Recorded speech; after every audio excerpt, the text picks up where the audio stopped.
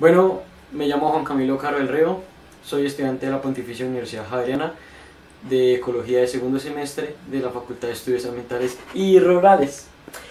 Y hoy les vengo a hablar sobre las plantas xerófilas o xerófitas. Estas plantas son unas plantas que vienen en condiciones muy adversas. Esto quiere decir que, condiciones muy difíciles en ambientes donde casi no se consigue agua, como desiertos o selvas tropicales muy secas. Y les voy a tratar 4 puntos, que son el hábitat y la nutrición, la fotosíntesis en estas plantas, cómo es la fotosíntesis en estas plantas, la distribución y partición de asimilados y la dinámica de crecimiento.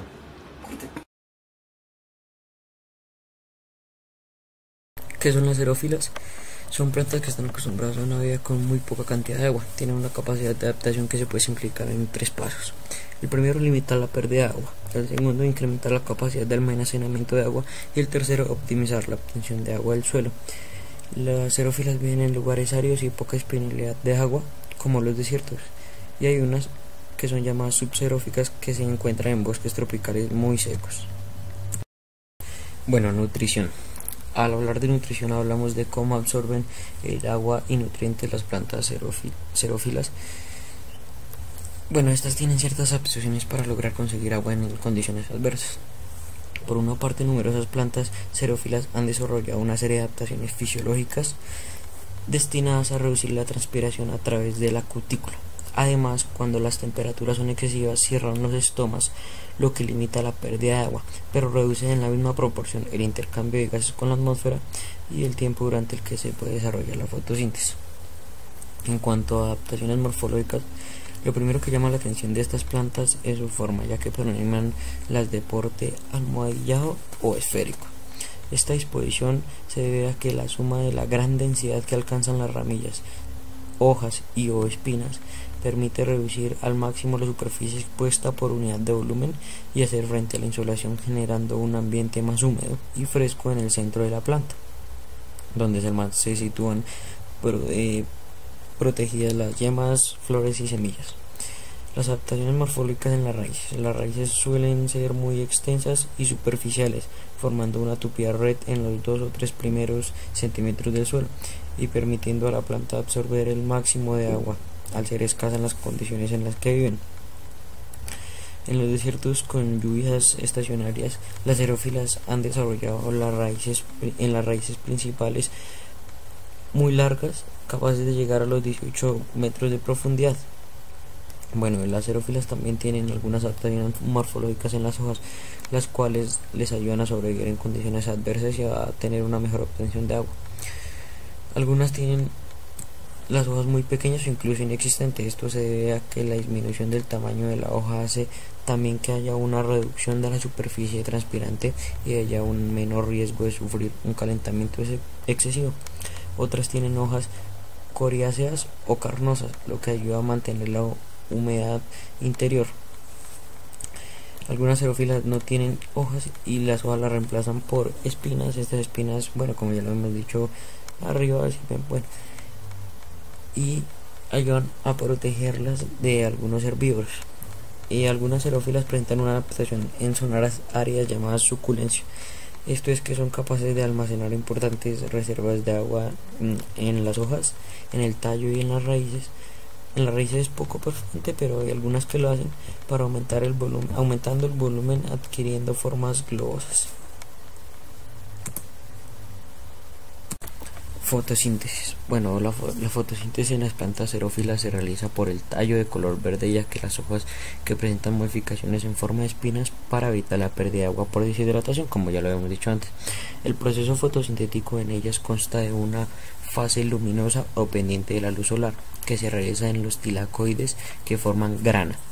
Dentro de los tilacoides hay 2 sistemas pigmentarios o fotosistemas, cada uno con una molécula principal de clorofila.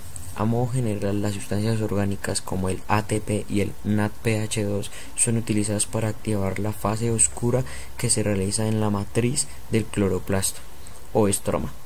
En esta etapa, una enzima fijadora del CO2, la ribosa carboxilasa, fija el CO2 y lo transforma en un hidrato de C-fosforilado llamado PGAL o fosfogliceraldehído. A partir de las vueltas o revoluciones que se producen en el ciclo de Calvin o el del C3, el PGAL dará origen a moléculas orgánicas de mayor complejidad como el almidón y entre otros. Bueno, como las xerófilas están adaptadas a climas desérticos donde el agua escasea, presentan un tejido especial llamado parénquima acuífero, destinado al almacenamiento de agua en épocas de lluvias en esos ambientes.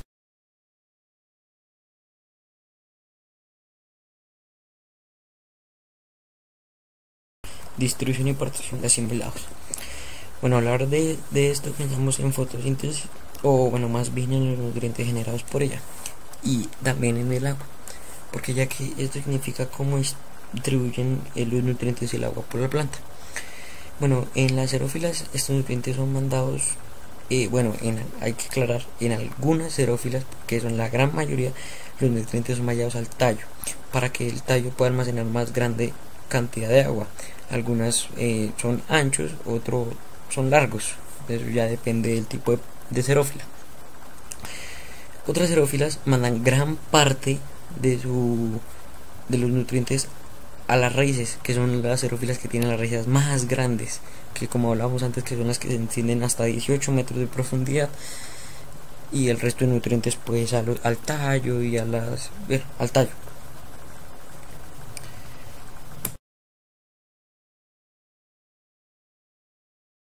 Dinámica de crecimiento. La dinámica de crecimiento en xerófilas o xerófitas. Bueno, para entender la dinámica del crecimiento hay que entender qué es lo que sucede a lo largo del crecimiento de la planta. Comenzaremos con la semilla. Bueno, la germinación de las semillas en lugares con poca disponibilidad de agua, como los desiertos, que son el hábitat de la mayoría de xerófilas, aunque como ya lo hemos dicho existen las subxerófitas, que son las que viven en bosques tropicales secos, pero bueno.